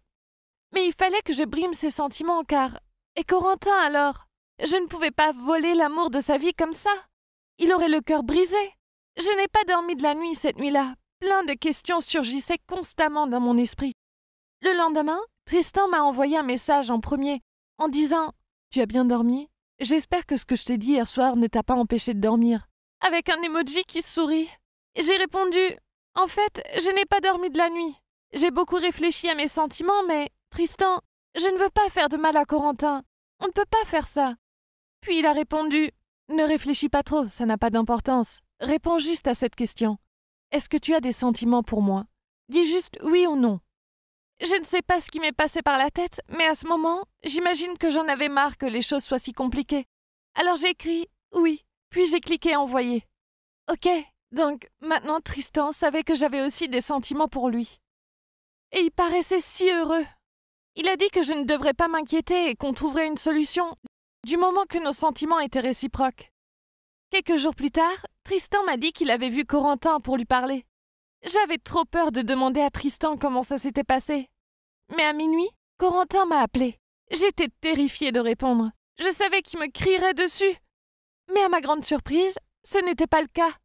Il était calme et a dit que Tristan lui avait tout dit et que si j'avais vraiment des sentiments pour lui, je devrais me lancer. Il a dit « J'ai passé des années loin de celui que j'aime et je ne veux pas que ça vous arrive à Tristan et toi. C'est trop douloureux. Vous méritez d'être heureux. En plus, tu m'as tellement aidé. Grâce à toi, j'ai réussi à mettre les choses au clair avec Tristan.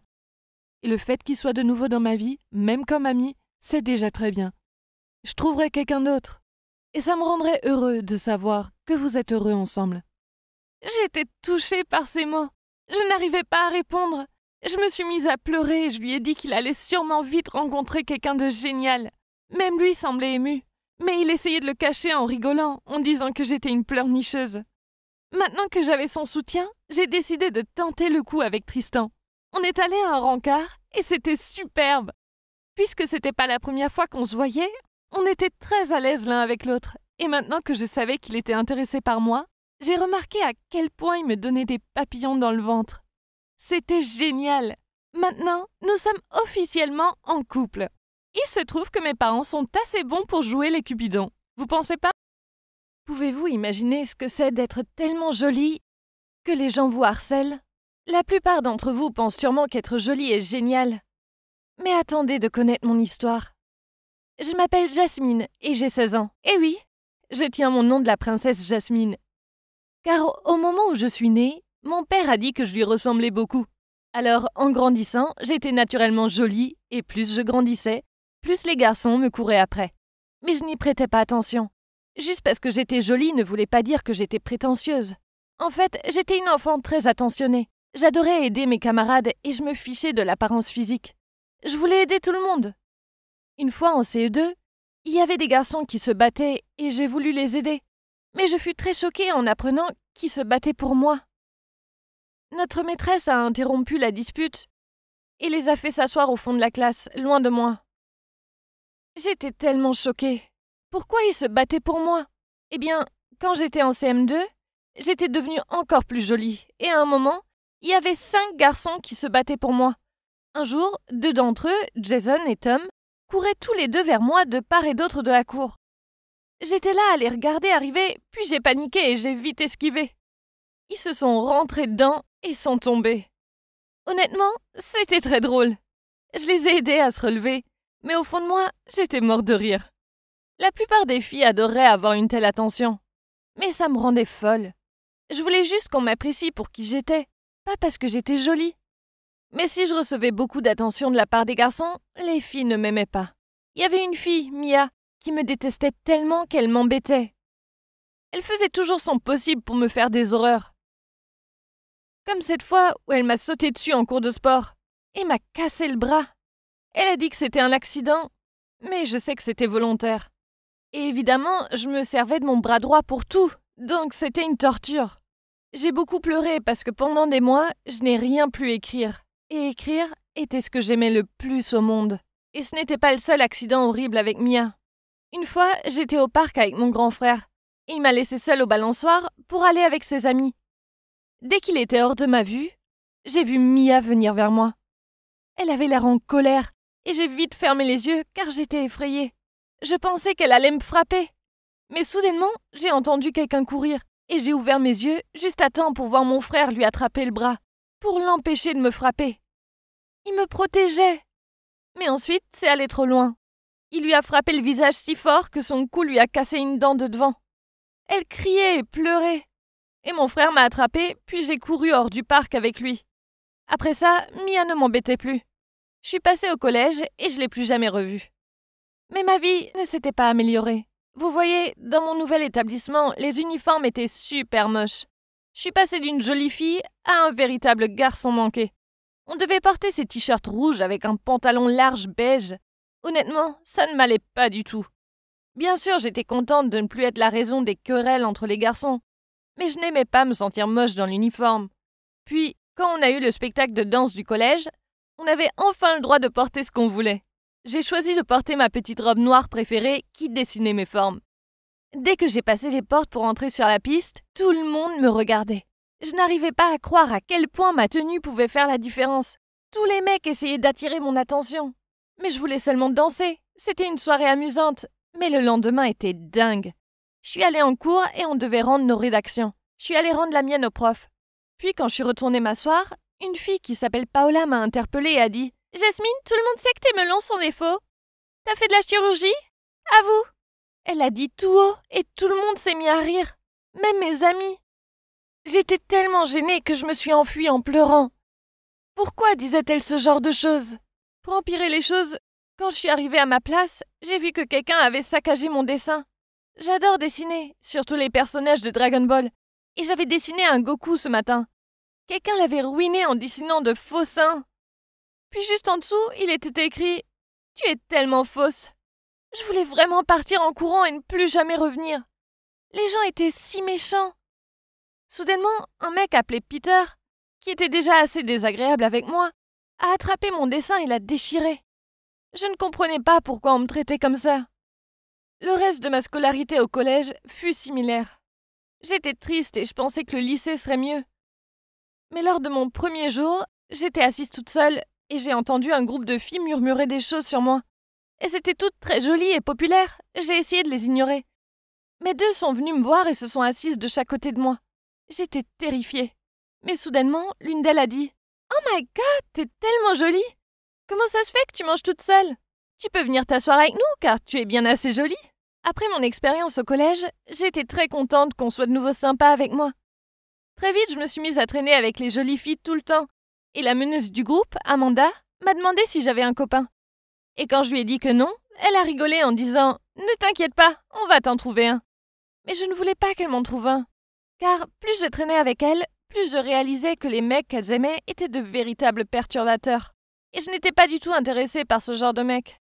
Après quelques semaines à traîner avec elle, je me suis rendu compte que c'était trop.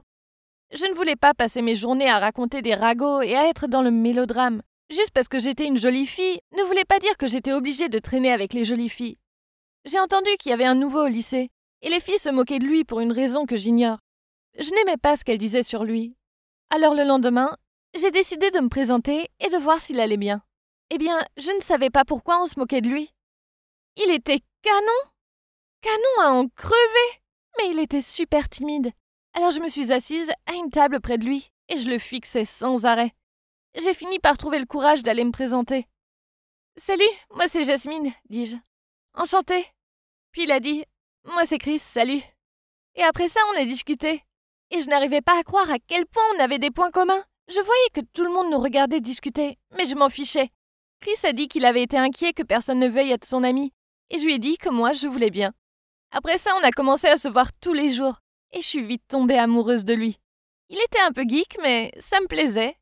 Une fois avant la Saint-Valentin, il m'a demandé quel était mon bonbon préféré. Puis le jour de la Saint-Valentin, il m'a fait la surprise de m'offrir des fleurs, une boîte de chocolat et un ours en peluche. Puis quelques jours plus tard, il m'a fait une autre surprise. Il avait commandé tous mes bonbons préférés, des Skittles, des Sour Patch Kids et des Airheads. J'étais super contente. C'était la chose la plus romantique qu'on ait faite pour moi.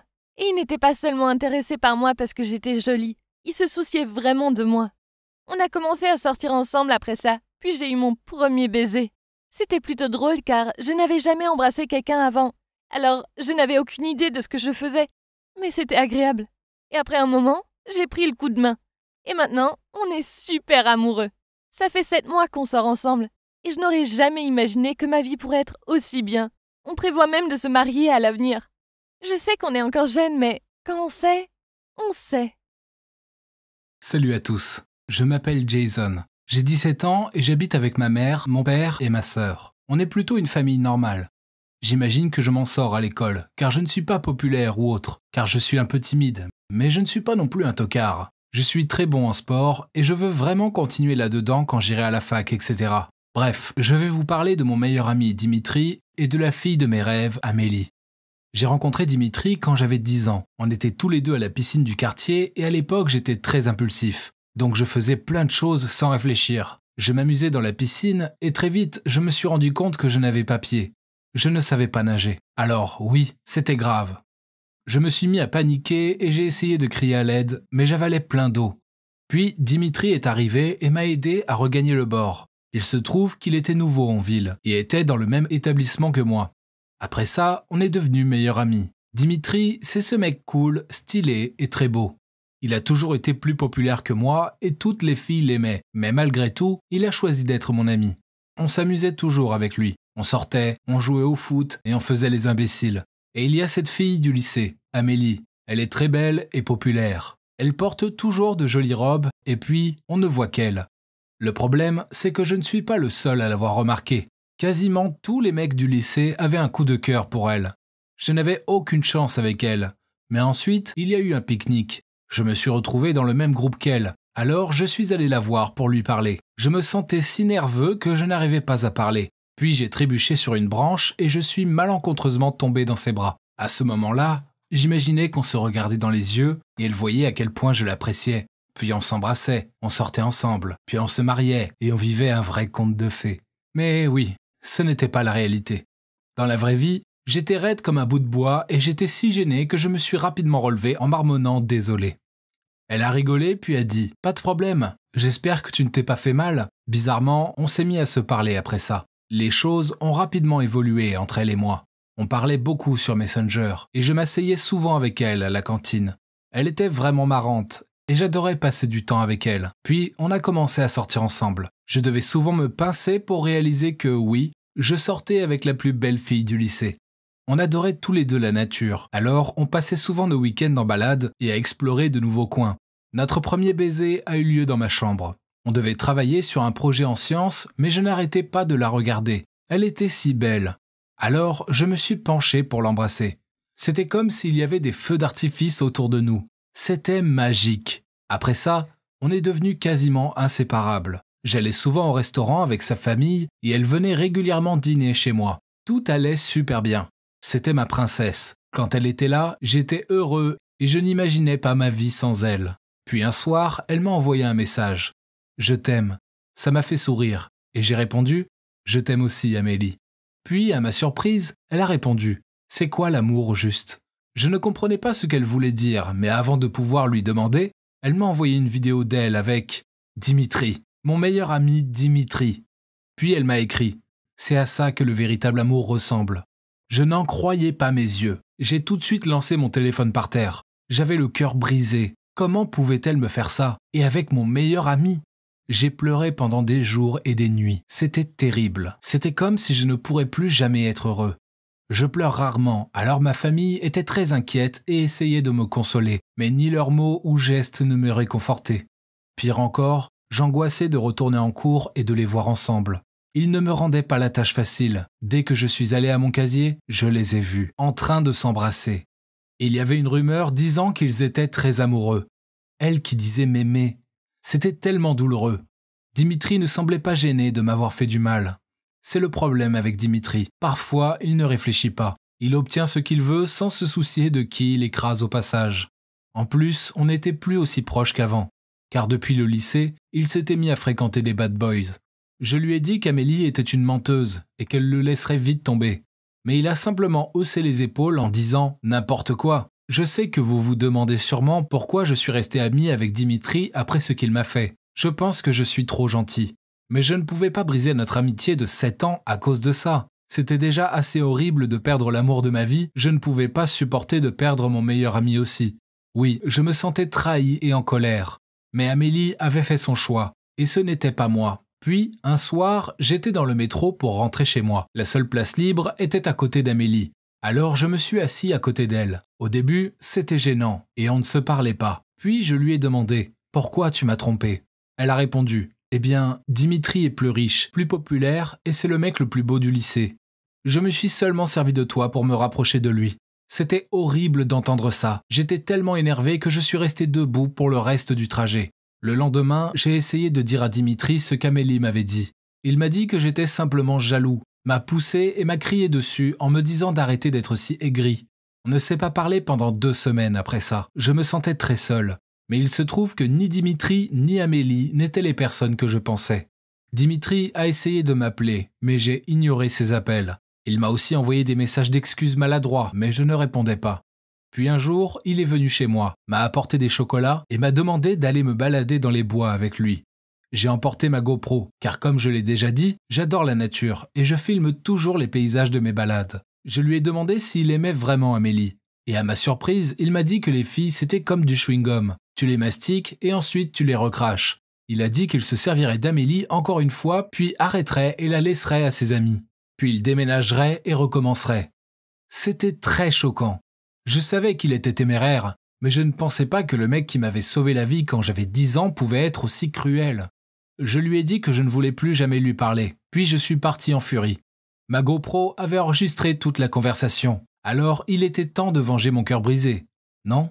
Le truc c'est que, même si Amélie a été odieuse, je l'apprécie toujours. J'y ai beaucoup réfléchi, et j'ai fini par décider qu'elle avait le droit de connaître la vérité. Alors, je lui ai envoyé l'enregistrement. Même après l'avoir vu, elle m'a dit que je l'avais modifié pour que Dimitri paraisse méchant car j'étais simplement jaloux. Je savais que ses parents pensaient qu'elle était adorable et innocente. Alors je lui ai dit que si elle ne rompait pas avec Dimitri, je leur enverrais la vidéo.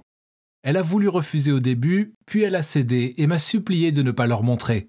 J'ai découvert plus tard qu'elle a continué à voir Dimitri en cachette pendant des semaines. Mais elle a fini par voir son côté obscur. Elle est même venue au lycée pour me remercier de l'avoir aidée et s'est excusée de m'avoir blessé.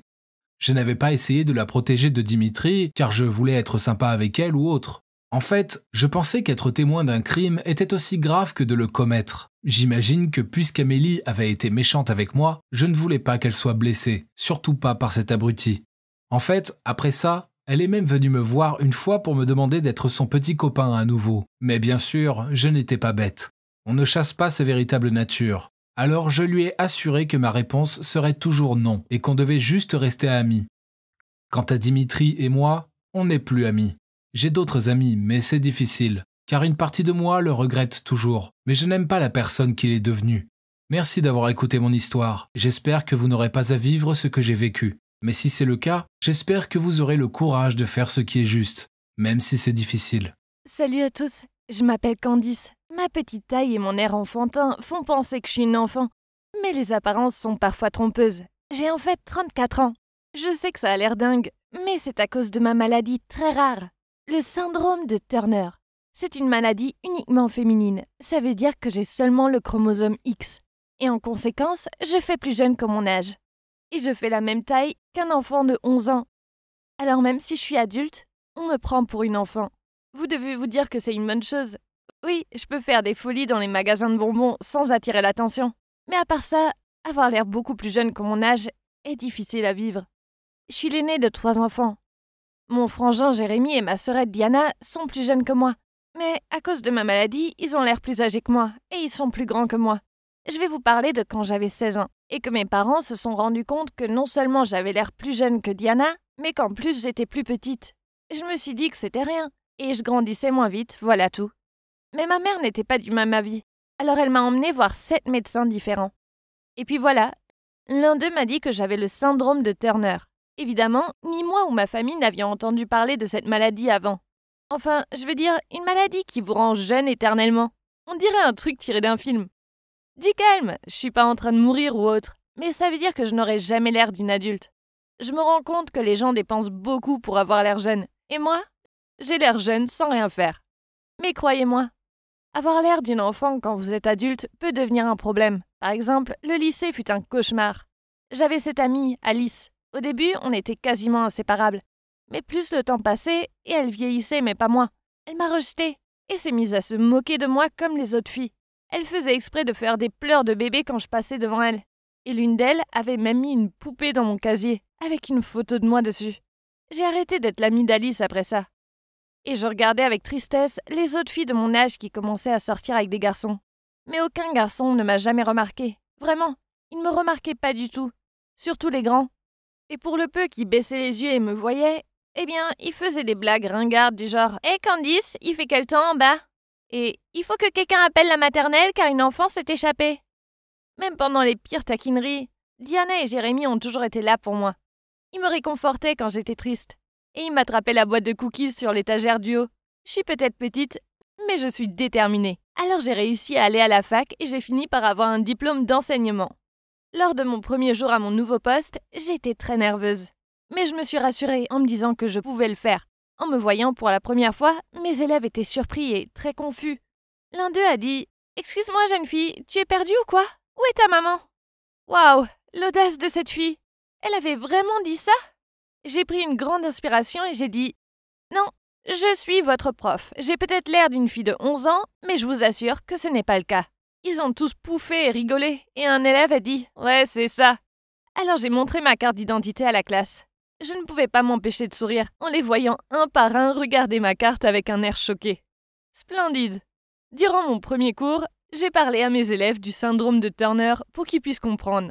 Après ça, ils me respectaient. Sauf ce garçon qui se prenait visiblement pour le comique de la classe. Puis il a dit « Vous savez, la prochaine fois, vous devriez mettre un costume de chipmunk ou d'elfe, car ça vous irait à merveille. » Toute la classe a rigolé. Alors je l'ai collé pendant 4 semaines. Je peux vous dire que plus personne ne rigolait après ça. Et personne n'a refait de remarques sur ma maladie. Un jour à la cantine, j'étais dans la salle pour les profs quand le prof de sciences, Henri, est venu et s'est assis à côté de moi. Puis a souri en disant « Salut, comment ça se passe ta première semaine ?» Quel canon! Mes jambes ont flanché instantanément. On s'est mis à parler de ma maladie et il était adorable. Ça m'est égal, je connais le syndrome de Turner.